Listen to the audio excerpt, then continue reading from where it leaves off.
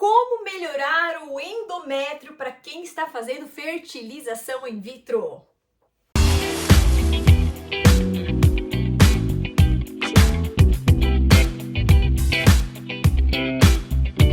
Olá, eu sou Maria Angélica, Nutri das Mamães. Quero te agradecer por estar aqui comigo, pessoal do podcast do Positivo ao Nascimento. Sejam muito bem-vindos e a vocês que estão aqui comigo sempre no canal mais relevante da internet relacionado a esse termo de programação metabólica. Quero te convidar para dar um like nesse vídeo, se inscrever neste canal e o mais importante, gente, deixa pelo menos um oi aí no comentário sobre como é que tá sendo o seu evento aí de fertilização in vitro e até para quem nem tá fazendo FIV, mas tem dificuldades aí para fixação embrionária, enfim, porque tudo que tem a ver com endométrio tem a ver com fixação embrionária. Sejam muito bem-vindos, certo? Quero agradecer de coração a vocês. Nós vamos falar hoje, gente, sobre questões relacionadas a essa saúde endometrial. Para quem não sabe, no processo de fertilização in vitro, existem algumas etapas que são feitas antes do bebezinho realmente se tornar um bebezinho dentro da mamãe, né? Então a gente tem o estímulo ovariano, do STIM, existem várias técnicas onde há um pulsionamento, né? Onde há uma coleta desses ócitos, ócitos secundários, desses óvulos. A gente tem uma meta pessoal, eu sempre falo para as minhas pacientes de fertilização, que a gente gosta quando a coleta acontece com pelo menos 13 desses ócitos, porque aumenta a probabilidade dessa fertilização dar certo.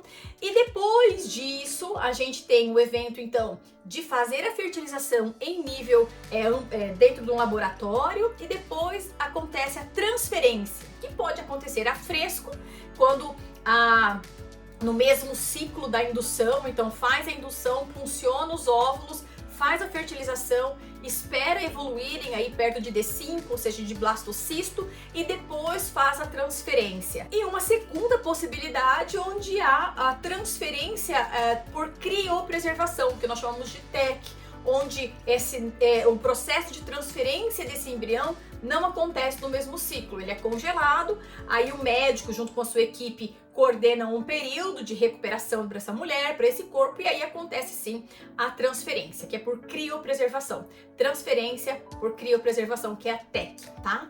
Então assim, independente da situação, existe uma gestação que precisa acontecer. E quando eu falei no começo do vídeo, mesmo que não seja para fertilização, a gente sabe que existe esse endométrio, e esse endométrio é a casinha desse bebê. É onde esse óvulo que foi fecundado por vias naturais ou por fertilização in vitro, ele precisa se encaixar ali nesse endométrio. E algumas coisas são bastante relevantes para a gente aumentar as chances de que esse endométrio seja bastante receptivo para esse embrião que está chegando ali. O primeiro aspecto que eu quero trazer para vocês tem a ver com a qualidade da microbiota que compõe todo o seu órgão reprodutor. Então, a gente sempre fala aqui de bactérias, de probióticos e de quão relevante quão importante é a gente ter uma boa qualidade de microbiota corporal, que a gente chama de microbioma, tá? Por que isso? Porque essas bactérias, elas nos ajudam, elas são bactérias que contribuem para que a gente tenha uma vida mais saudável. Mas quando eu falo de termos um bom ambiente receptivo, qual é a relação disso com probióticos? Bom, nós sabemos que existem, né? A gente viveu, a minha geração pelo menos é uma geração do HPV, a gente sabe que era uma geração de muitas doenças sexualmente transmissíveis, e quer a gente queira, quer não, uma vez que a gente positivou para algumas dessas bactérias, desses vírus, a gente sabe que a presença deles em nível endometrial pode criar um prejuízo para a fixação e manutenção desse embrião dentro desse endométrio. Por exemplo, uma mulher que positivou durante a sua vida para Gardnerella, herpes zoster, a própria cândida de repetição, o HPV, são bactérias que acabam povoando aquele ambiente, criando um status inflamatório em nível endometrial. Não é à toa que para as mulheres que chegam para mim com a sorologia, ou seja, aqueles exames básicos dos médicos, positivadas para algum desses, parte dos profissionais fazem um tratamento com antibióticos, enfim, com outras técnicas para garantir que não haverá uma manifestação de nenhum desses tipos de bactérias não interessantes, bactérias patogênicas, nesse momento da transferência. E aí aqui a gente já começa uma grande questão, tá? É óbvio que parte dessas doenças são sexualmente transmissíveis, não há o que a gente fazer, né? A não ser se prevenir e ter um sexo seguro.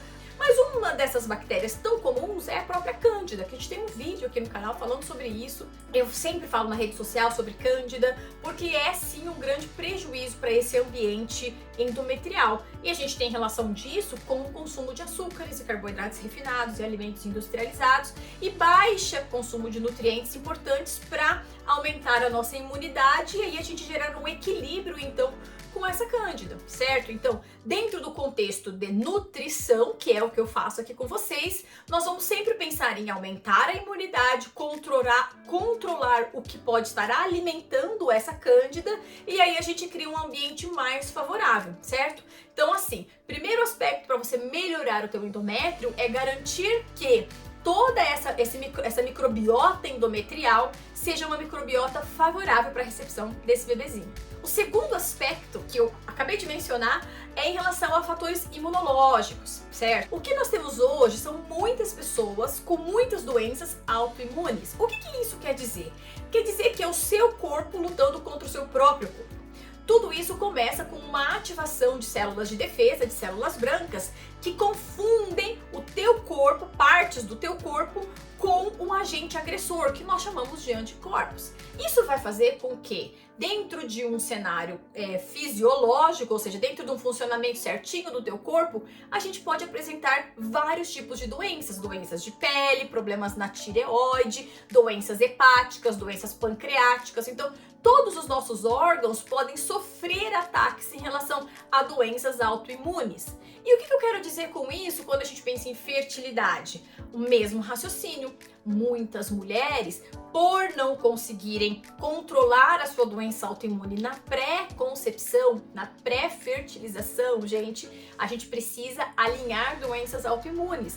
Para quê? Para que o seu nível de anti-imunidade, ou seja, o seu corpo aumentando a sua característica de defesa ao ponto de identificar a presença de um embrião lá no seu endométrio como sendo mais um anticorpo e criar então um ambiente hostil, ou seja, um ambiente que não vai ser favorável para o desenvolvimento desse embrião, tá? Então, o que nós, enquanto nutricionistas, ou seja, o que eu, enquanto nutricionista que cuido dos meus pacientes, tenho que identificar?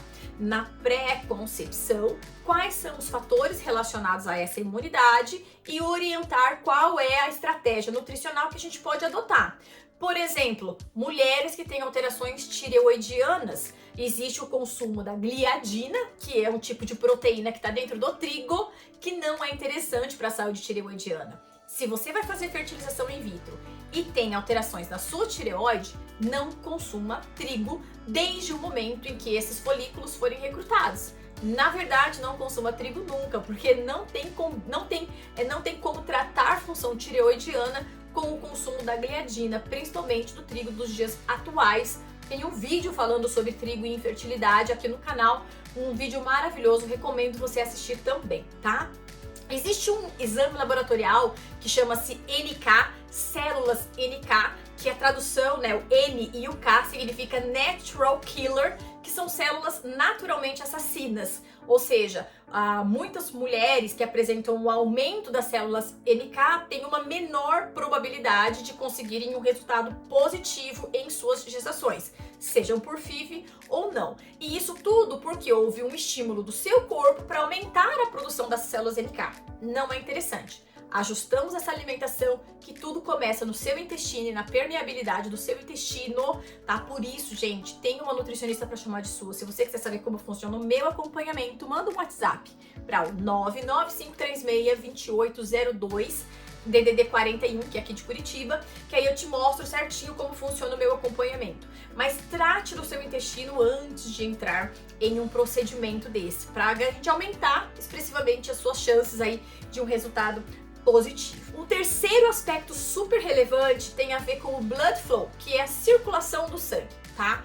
Quando a gente vai ter um bebezinho sendo implantado no nosso endométrio, se existe algo que precisa estar acontecendo ali de maneira muito eficaz, é a presença de muitos nutrientes, a presença de muito carboidrato, do bem, né? Então a nossa glicemia ali tá nutrindo aquela parede, porque existe uma formação de energia muito grande acontecendo, e a gente também precisa de muito oxigênio presente naquela região. Então, quando você está fazendo uma fertilização in vitro, o ideal é que a gente tenha um controle adequado sobre alimentos que podem aumentar esse processo de circulação sanguínea, que vai levar nutrientes, que vai levar oxigênio, que vai levar energia para esse embrião que vai se fixar. Então, isso aumenta as chances de, uma vez que esse bebezinho consegue se fixar, ele consiga se desenvolver, e aí o próprio processo de nidação e de fixação dessa parede endometrial é ainda melhor, acontece de uma maneira ainda mais adequada. Dica para isso, tome nota, eu quero ver, eu tenho certeza que alguém vai colocar sobre isso aqui nas perguntas embaixo, e essas perguntas eu vou responder, tá? Dica, suco de beterraba. Beterraba tem óxido nítrico que ajuda no processo de circulação. Então, um suquinho de beterraba vai super bem. Não precisa ser beterraba pura. Quer saber umas dicas? Deixa aí nos comentários, que aí eu aumento aí nas respostas para vocês algumas combinações que ficam legais pra gente aumentar o blood flow, que é o processo de circulação para chegar lá no seu bebezinho. Terceiro aspecto, função estrutural. Gente, parece que a gente tem às vezes umas ideias diferentes a respeito do nosso corpo, né? O nosso corpo, ele é formado por estrutura, então não tem um dedinho, não tem um fio desse cabelo, não tem uma pele, não tem nada no meu corpo que não seja estrutura. Eu tenho um aspecto que eu consigo pegar, é uma estrutura, alguma coisa compõe este corpo. O seu endométrio é a mesma coisa. Lá no seu endométrio, para a gente aumentar a espessura endometrial, garantir que ele esteja uma estrutura legal, que não aquela estrutura que realmente descamba, né? Descama, cai, e aí na hora que esse embriãozinho vai se fixar nessa parede endometrial, é um endométrio frágil, né? E aí esse endométrio não tem estrutura para fixação, e aí ele acaba desequilibrando e soltando, e aí é onde a menstruação acontece, tá? Então o que a gente tem nessa situação? Função estrutural. Toda vez que você pensar em função estrutural no seu corpo, você vai pensar em proteínas. Mais especificamente em aminoácidos, que são a menor porção das proteínas. Qual que é a dica aqui em relação a esse item? Aos meus pacientes vegetarianos, a gente precisa estar muito atento à concentração de proteínas que vocês comem ao longo do dia, para garantir que tenha todos os aminoácidos para fazer a função estrutural do seu endométrio, para ele não ficar um endométriozinho espininho, né? Sem contar que os vegetarianos às vezes têm muitos fungos também, então é uma associação de tudo isso que a gente estava falando aqui, tem que estar atento, tá? Os vegetarianos, muita atenção.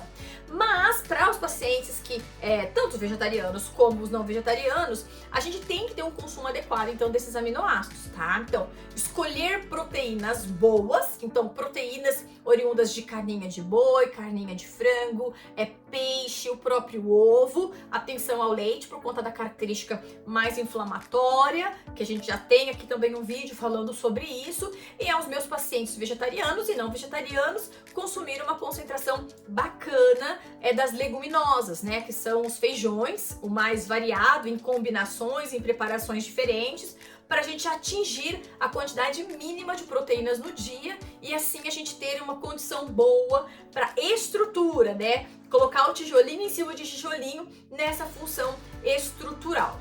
E uma vez que você tem uma boa microbiota, uma vez que o seu sistema imunológico está funcionando certinho, uma vez que você tem um bom blood flow, o seu processo de circulação sanguínea está levando nutrientes, oxigênio certinho para o teu endométrio, e você tem uma concentração legal de aminoácidos para fazer essa estrutura, é sucesso!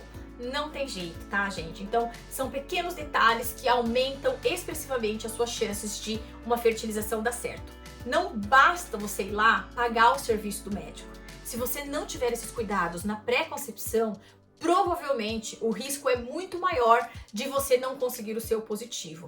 Tem uma nutricionista para chamar de sua, entre em contato com a gente, deixe nos comentários as suas dúvidas, quero saber como foi, como tem sido os seus eventos aí de fertilização in vitro e claro, né, gente, conhece lá o www.nutridasmamães.com, que é o meu site também cheio de conteúdos interessantes para vocês. Quero agradecer por estarem aqui. Um beijo pro pessoal do podcast do Positivo ao Nascimento. E vocês que estão aqui, deixem aí um oi nos comentários. Se inscreve no canal, dá um like nesse vídeo, ativa o sininho das notificações. Vejo vocês no próximo. Beijo, gente. Tchau!